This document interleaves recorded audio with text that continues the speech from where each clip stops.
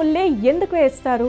పెళ్ళంటే కేవలం ఇద్దరు వ్యక్తులు మాత్రమే కాదు, రెండు కుటుంబాలను జీవితాలను ఒక్కటి చేసి అపూర్వమైన ఘట్టం ఈ వివాహం.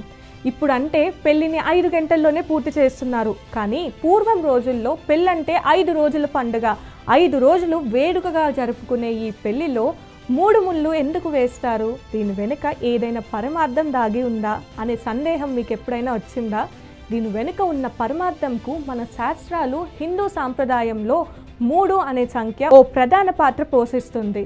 త్రిలోకాలు, త్రిమూర్తులు, త్రిగుణాలు ఇలా 3తో ముడిపడి ఉండడంతో పాటు మానవులకు స్థూల, సూక్ష్మ, కారణ అనే 3 శరీరాలు ఉంటాయి.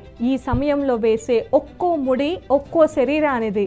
వధూవరులు కేవలం బాహ్య శరీరంతో మాత్రమే కాకుండా మొత్తం 3 శరీరాలతో కలిసిమెలిసి ఉండాలనే ఉద్దేశంతోనే 3 ముళ్ళు వేస్తారని శాస్త్రాలు చెప్తున్నాయి.